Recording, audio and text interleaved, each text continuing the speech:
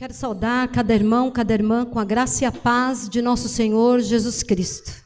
Amém?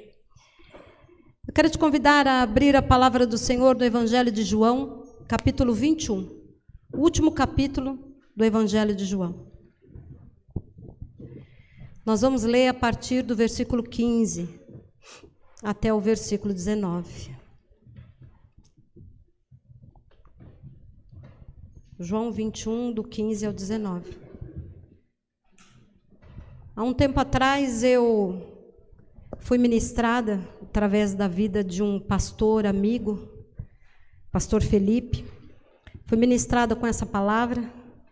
Então, hoje tem muito da inspiração que eu encontrei na ministração dele, que eu gostaria de compartilhar com vocês, e assim como eu fui abençoada, que vocês também sejam abençoados. Esta é a minha oração. Evangelho de João, capítulo 21. Todos acharam? Nós vamos ler a partir do versículo 15. Mesmo assentados, mas com reverência à palavra do Senhor. Diz assim: Depois de terem comido, perguntou Jesus a Simão Pedro: Simão, filho de João, ama-me mais do que estes outros? Ele respondeu: Sim, Senhor, tu sabes que te amo. Ele lhe disse: Apacenta os meus cordeiros. Tornou a perguntar-lhe pela segunda vez: Simão, filho de João, tu me amas? Ele lhe respondeu: Sim, Senhor, tu sabes que te amo. Disse-lhe Jesus: Pastorei as minhas ovelhas. Pela terceira vez, Jesus lhe perguntou: Simão, filho de João, tu me amas? Pedro entristeceu-se por ele lhe ter dito pela terceira vez: Tu me amas? E respondeu-lhe: Senhor, tu sabes todas as coisas. Tu sabes que eu te amo. Jesus lhe disse: Apacenta as minhas ovelhas. Em verdade eu te digo que quando eras mais moço, tu te cingias a ti mesmo e andavas por onde querias. Quando, porém, fores velho, estenderás as mãos e outro te cingirá e te levará para onde não queres. Disse isto para significar com que gênero de morte Pedro havia de glorificar a Deus. Depois de assim falar, acrescentou-lhe: Segue-me. Vamos orar? Senhor Deus e Pai Todo-Poderoso, nós te agradecemos, Senhor, pela tua palavra. Te agradecemos pela oportunidade que temos de te cultuar, de engrandecer o teu nome, de te adorar com liberdade. Nós te pedimos, Senhor, que o teu Santo Espírito encontre em nós corações dispostos a ouvir a tua voz e a obedecer a tua voz, Senhor. Em nome de Cristo Jesus, tira das nossas mentes, tira dos nossos corações toda preocupação, tira dos nossos corações e das nossas mentes toda demanda, Senhor. Tira dos nossos corações e das nossas mentes toda angústia, Pai. E em nome de Cristo Jesus, que nós possamos agora ouvir a tua voz e aprender de ti. E que toda honra, todo louvor sejam dados somente a Jesus Cristo, o nosso Senhor e nosso Salvador. Amém e amém. Meus irmãos, minhas irmãs, nós vivemos em uma sociedade que expressa de diversas formas uma necessidade de heróis ou de super-heróis, de seres excepcionais, seres com poderes extraordinários que possam resolver todos os problemas. Nós fazemos isso quando nós buscamos um político, muitas vezes de um político, e nós temos visto isso nos extremos hoje, de um lado e do outro, quanto as pessoas estão buscando em outras pessoas heróis, seres ou super-heróis que venham resolver, e como num passe de mágica ou com seus superpoderes, pudessem resolver todos os problemas de uma sociedade. E nós tomamos partido e nós entramos numa ideologia, e muitas vezes nós rompemos amizades por conta dessa ideologia, porque nós queremos defender o nosso super-herói. Eu acredito que tudo isso esteja ligado, de algum modo, a um subconsciente que não consegue lidar com a realidade, que não consegue lidar com aqueles problemas que fazem parte da nossa vida e que estão ali na nossa demanda diária. Ou então, faz parte de um subconsciente que idealiza e que projeta em alguém uma perfeição que não existe. Não existe ser humano perfeito. Não existe. E embora isso pareça óbvio, precisa ser repetido. E por um outro lado, há pessoas que vestem essa capa de perfeito. Há pessoas que assumem para si essa identidade de ser perfeito, de ser que não erra, de ser que sabe de todas as coisas, de ser que tem a resposta para todas as coisas, de ser que sabe como que tem que ser dirigido todas as coisas. Há pessoas que assumem essa perfeição, que assumem deliberadamente o papel de herói ou o papel de super-herói. Eu já ouvi muito em gabinete de filhos a seguinte expressão, a seguinte frase: pastora, para mim o meu pai era um herói, mas aconteceu isso, aconteceu aquilo, e meu pai então deixou de ser para mim esse herói. Parece que a humanidade, parece que a sociedade tem necessidade de eleger esses heróis ou esses super-heróis, como se eles fossem capazes de mudar a sua realidade, de resolver as suas questões, de dar solução para os seus problemas. Mas esperar ou exigir de alguém perfeição é tarefa inglória. Entender-se perfeito também. A exigência dessa expectativa é impossível de ser alcançada. Mas às vezes, ou talvez muitas vezes, nós acreditamos que é possível. Que é possível ser a esposa perfeita, que é possível ser o pai perfeito, que é possível ser o funcionário perfeito, que é possível ser o cristão perfeito, que é possível ser o ser perfeito. E nós começamos a viver baseados nessa falsa realidade, nessa falsa impressão. Isso acaba tornando-se para nós um fardo pesado demais. Nós não damos conta. A própria sociedade, e nós muitas vezes somos vítimas de rótulos. Eu não sei quantos aqui já foram vítimas de rótulos ou já colocaram alguém na condição de vítima rotulando-os. Eu já fui vítima de rótulos.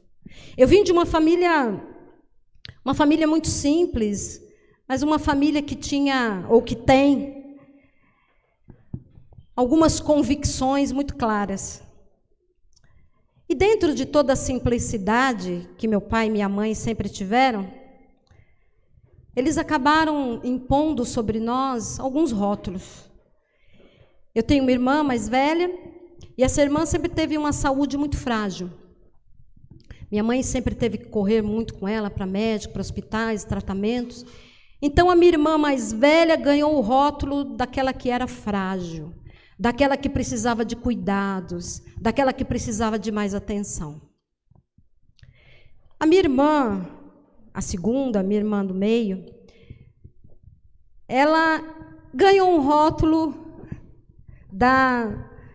desajuizada. Os antigos gostavam muito de usar essa expressão. Era desajuizada, era aquele miolinho mole, é aquela que agia muito por impulsividade, é aquela que não media muitas consequências. Então, ela é desse jeito, ela precisa de atenção, ela precisa estar sempre sob cuidados, precisamos estar sempre de olho nela, vendo o que ela está fazendo, o que está acontecendo com ela.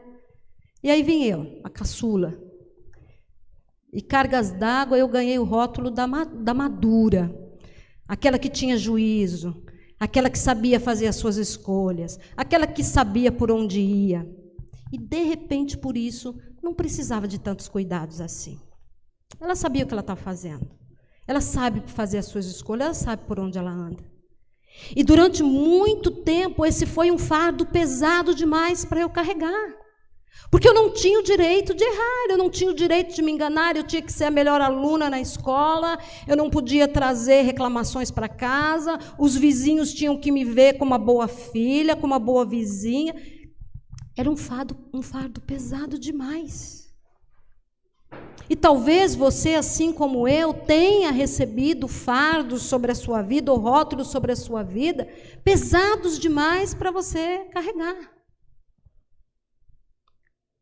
Mas aí chega um momento da vida, e graças a Deus chegou para mim, e se isso aconteceu com você, eu espero que tenha chegado para você também, quando a gente entende que nós não podemos dar conta de corresponder a essa expectativa de perfeição que os outros tenham a nosso respeito.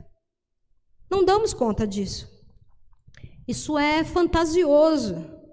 Porque mais cedo ou mais tarde, diante das demandas, diante da realidade da vida, essa exigência de perfeição, que pode vir de dentro de nós, ou que pode vir daqueles que nos cercam,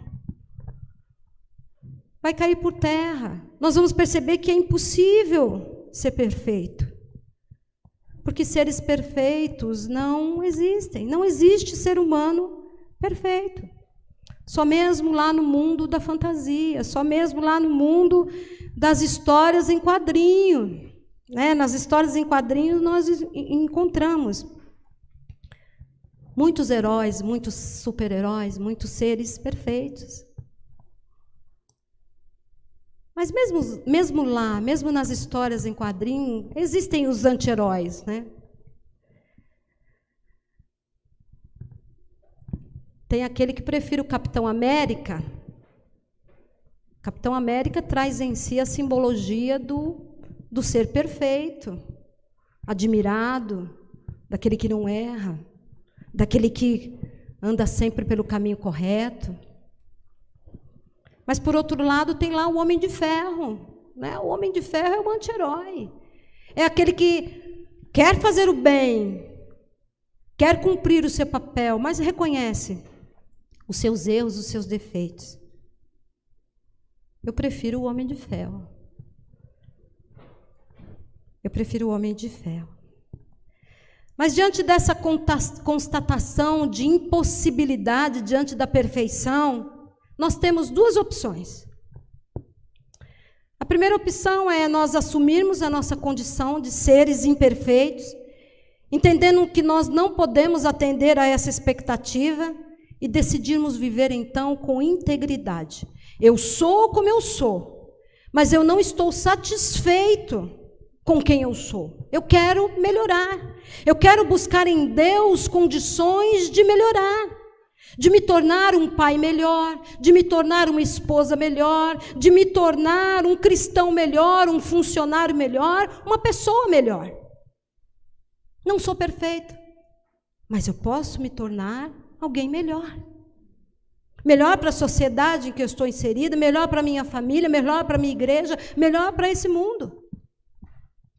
Mas eu reconheço as minhas limitações, eu reconheço as minhas imperfeições. Essa é uma opção. A outra opção é nós irmos aí para esse mundo de fantasia. Só que para isso nós vamos precisar vestir uma máscara. Vocês já perceberam que todo super-herói usa uma máscara? Se nós desejarmos, então, nos tornarmos e assumirmos esse papel de super-homens, de super-mulheres, nós teremos que escolher uma máscara, uma fantasia, um faz de conta, para que todos aqueles que estão à nossa volta acreditem que nós somos mesmo perfeitos, que o nosso casamento é perfeito, que a nossa família é perfeita, que a nossa igreja é perfeita, que nós somos perfeitos, que a nossa vida é perfeita. E aí nós colocamos máscaras até mesmo diante de Deus. Nós tentamos muitas vezes, diante de Deus, parecermos alguém que nós não somos. Como se isso fosse possível, como se fosse possível enganar a Deus. Mas, na verdade, quando a gente tenta enganar a Deus, a gente, na verdade, está enganando a nós mesmos. Repetindo, eu sou assim, eu sou assado, eu sou temente a Deus, eu sou fiel a Deus, eu. Aí você pode se lembrar de várias coisas. Mas é impossível, porque Deus nos conhece, foi Ele quem nos criou. Ele conhece cada uma das nossas qualidades e conhece também todos os nossos defeitos. E ainda assim, Ele nos ama. Ainda assim, Deus nos ama. Nós não precisamos, e nós aprendemos com isso, que nós não precisamos estar revestidos de perfeição para sermos amados por Deus. Nós não precisamos ser um herói ou um super-herói para sermos acolhidos por Deus, para sermos usados por Deus. Não precisamos ser perfeitos, muito pelo contrário. Diante de um Deus que nos revela como nós somos, frágeis e necessitados, e que derrama a sua graça e que derrama a sua misericórdia, nós podemos reconhecer que, apesar de não sermos perfeitos, pertencemos e servimos a um Deus que é perfeito. E isso tem que nos bastar. A perfeição de Deus sobre nós tem que nos bastar. E aí, chegamos ao texto. O texto que nós lemos nos ajuda a refletir um pouco a respeito dessa escolha que nós podemos fazer, dessas opções que nós temos. Se nós queremos viver com integridade, buscando a Deus, nos tornando quem Ele nos criou para ser, ou se nós queremos continuar usando as nossas máscaras e vivendo um faz de conta que, na verdade, só vai revelar que o nosso relacionamento com Deus é um relacionamento raso, é um relacionamento que não atingiu profundidade. Esse texto nos ajuda nessa escolha.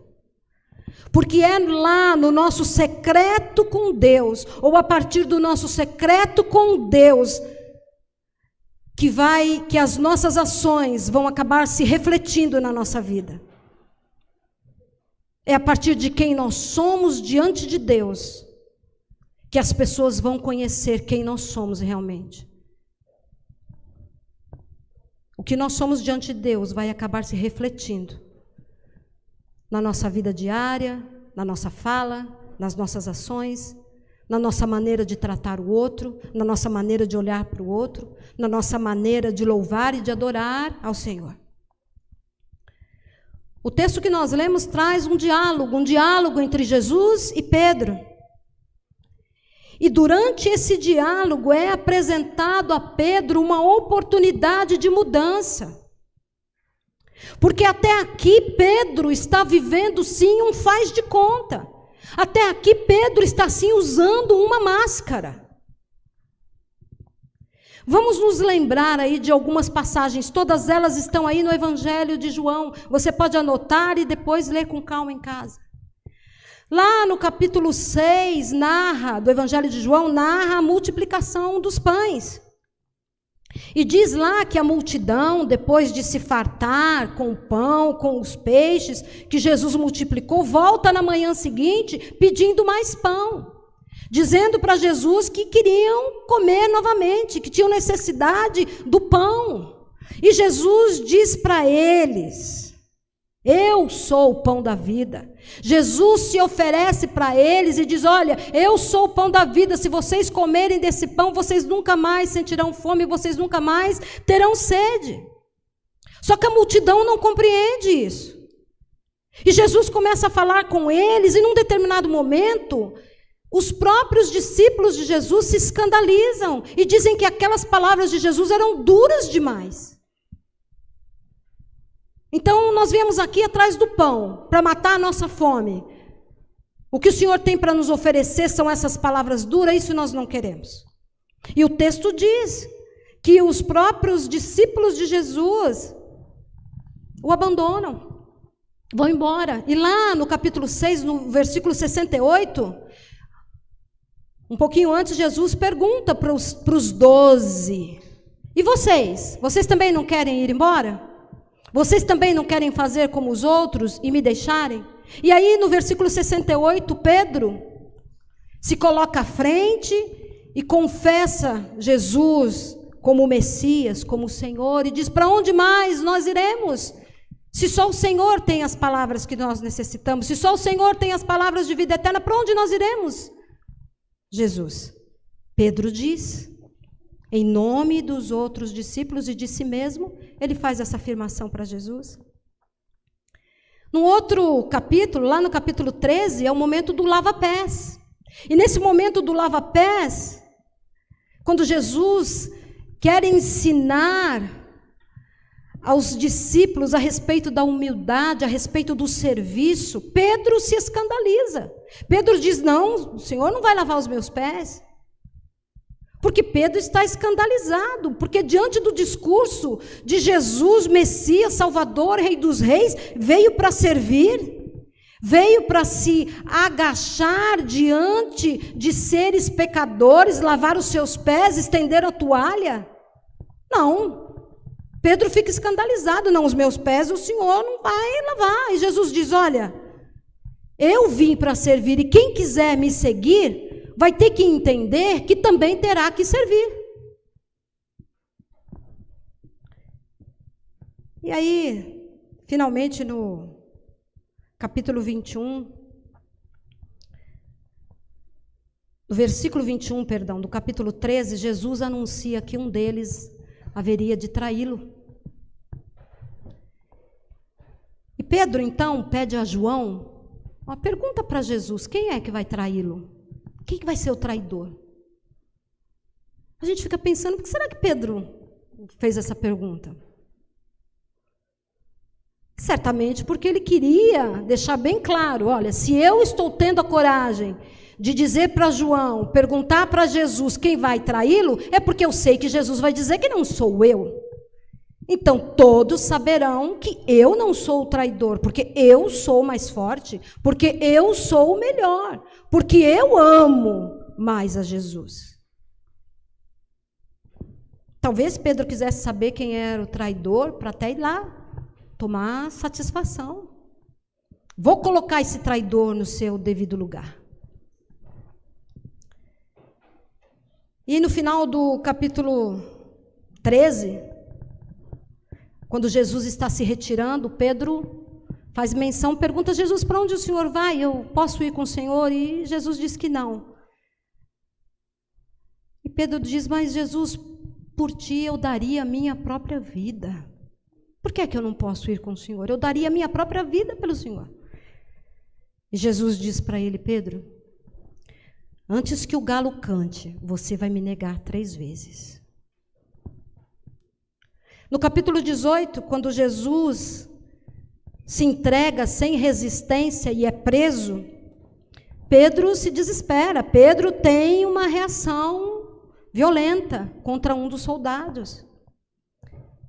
E Pedro se desespera porque até aquele momento ele acreditava que Jesus não iria se deixar ser preso, que Jesus iria reagir. Porque Pedro queria o Jesus de poder, Pedro queria o Jesus do trono, Pedro não queria o Jesus da cruz. Pedro novamente se escandaliza.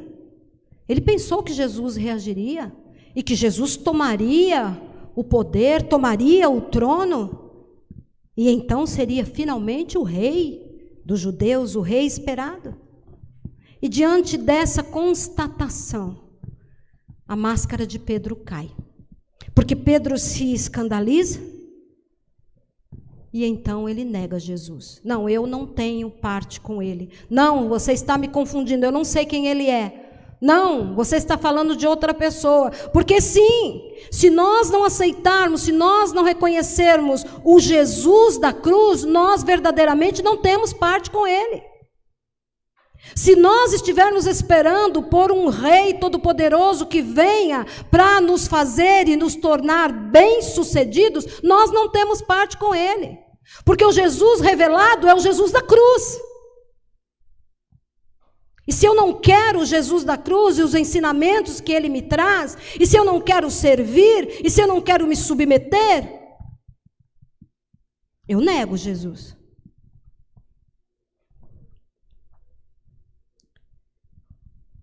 E aí, finalmente, no capítulo 21, no texto, a partir do versículo 1, Jesus se apresenta como o Jesus ressurreto.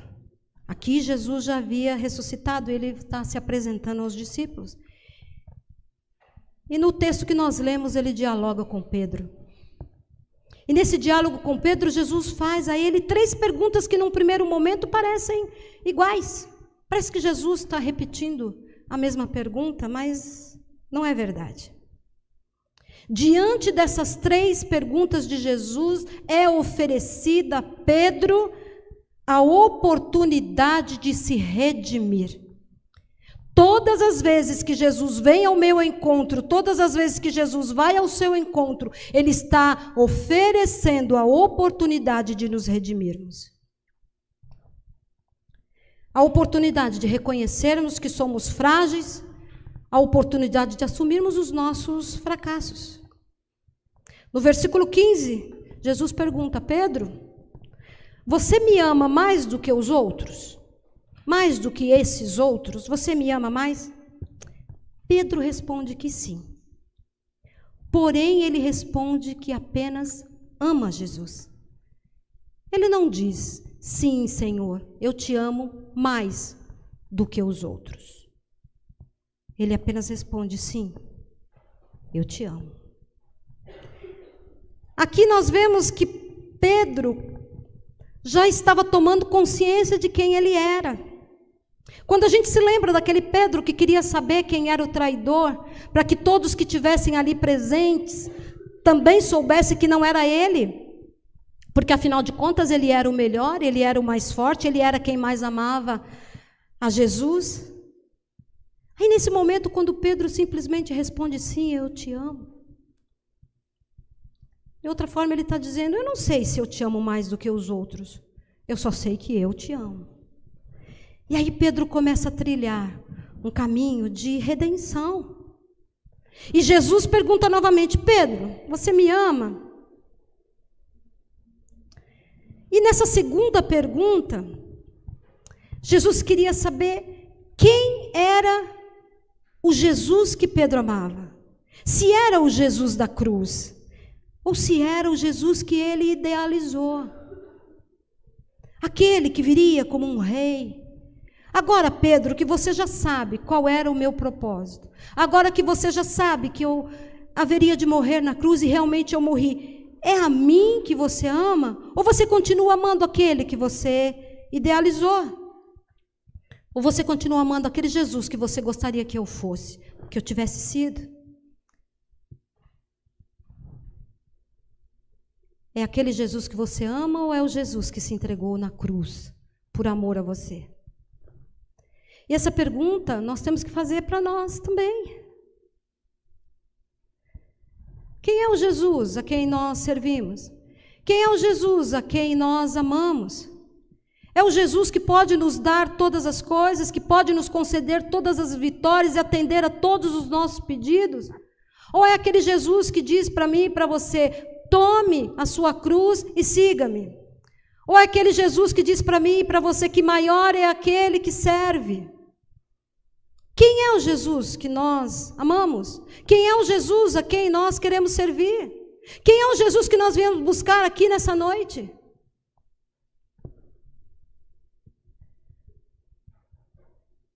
Pedro tem a oportunidade de deixar de idealizar e de encarar a realidade. Muitas vezes nós temos criado um Jesus, temos criado um Deus segundo a nossa vontade. não segundo o Deus que foi revelado nas Escrituras, o Deus que se tornou o Deus encarnado, que veio ao mundo para morrer, e uma morte de humilhação, mas que fez isso por amor. Muitas vezes nós estamos rejeitando o Jesus que foi revelado nas Escrituras e estamos criando um Jesus de acordo com a nossa vontade, de acordo com as nossas ideologias. E Pedro afirma assim: Senhor, tu sabes que eu te amo. Pedro está dizendo: Jesus, eu já entendi. Eu já entendi o teu propósito, eu já entendi que o Senhor tinha que morrer, eu já entendi que se eu quiser segui-lo eu tenho que servir, eu já entendi, Senhor, e é o Senhor, é esse Jesus mesmo que eu amo. Só que Jesus pergunta de novo, e na terceira vez que Jesus pergunta a Pedro se ele o ama, diz o texto que Pedro se entristece. Isso acontece porque vem à memória de Pedro a lembrança das 3 vezes que ele negou Jesus. Essa tristeza é uma tristeza de arrependimento. Às vezes nós achamos que a tristeza da nossa vida é sempre algo ruim. Mas essa tristeza que vem para arrependimento, essa tristeza que vem para que nós entendamos mesmo que nós somos frágeis, que nós somos limitados. Essa tristeza que nos faz reconhecer quem é Jesus e quem nós somos e que faz com que nós nos arrependamos da maneira errada com que nós temos nos relacionado com Ele. E essa é uma tristeza boa. E não é que não doa, dói sim. Porque é difícil, é doloroso encarar os nossos fracassos. Foi doloroso para mim, com os meus 10, 11 anos de idade, ou talvez um pouco mais, reconhecer que eu não era tudo aquilo que os meus pais pensavam de mim. Eu não ia dar conta de realizar as expectativas que eles tinham ao meu respeito. Então, quando a gente se entende assim limitado, quando a gente se entende assim impossibilitado, inconstante, a gente sofre. Quando a gente não consegue fazer aquilo que a gente desejaria fazer. Quando a gente não consegue ser quem as pessoas esperam que a gente seja. É doloroso, é sofrido. Mas esse é o único caminho. Esse reconhecimento é o único caminho que nos possibilita o recomeço. E aí nos possibilita recomeçar de uma forma diferente, de uma forma melhor. E diante da terceira indagação, Pedro responde: Senhor, tu sabes de todas as coisas.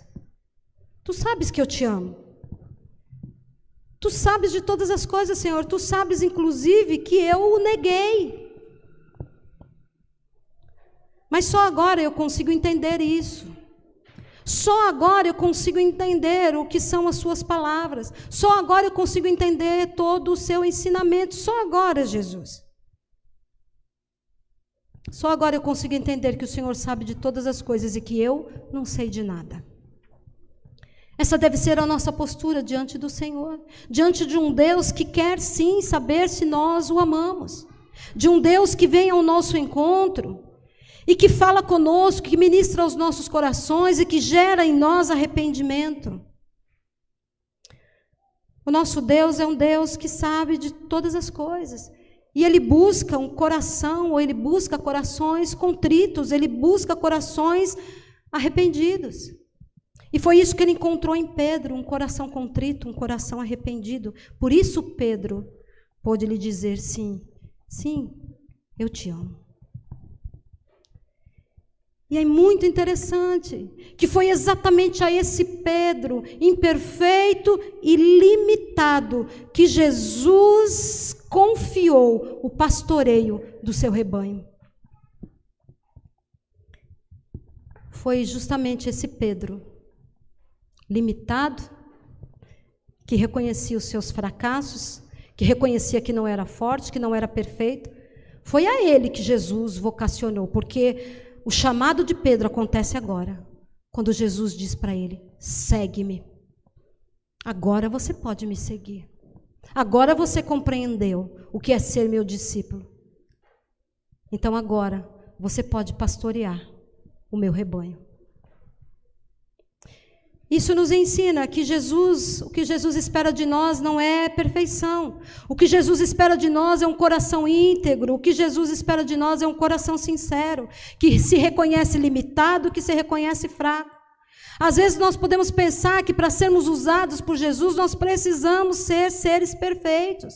Mas nós não precisamos parecer mais fortes, nós não precisamos parecer melhores, nós só precisamos nos apresentar diante de Jesus como somos, limitados, inconstantes, incompletos, mas com disposição sincera em servi-lo. Com disposição sincera em lavar os pés dos outros. Como alguém que sabe que na caminhada vai tropeçar, vai cair, mas que sabe também que em Jesus encontrará forças para se arrepender, para se levantar e para recomeçar. Entendendo que nós não temos o controle das nossas vidas, mas nós podemos entregar o controle das nossas vidas ao Senhor e por Ele sermos conduzidos. E essas são as pessoas que Jesus vocaciona, essas são as pessoas que Jesus chama, aquelas que entendem que não são perfeitas, mas que em Jesus podem ser aperfeiçoados. Somente pessoas assim que entendem a sua condição são capazes de manifestar o amor de Deus, são capazes de estender as mãos e de abrir os braços e não de apontar o dedo. Pessoas assim se alegram quando vem um pecador se arrepender. Pessoas assim se alegram quando vê alguém voltar para os caminhos do Senhor. Porque entende o que o outro vive. Entende que poderia ser ele no lugar do outro. Então, pessoas assim, o Senhor vocaciona. Pessoas que oferecem a sua mão para caminhar junto.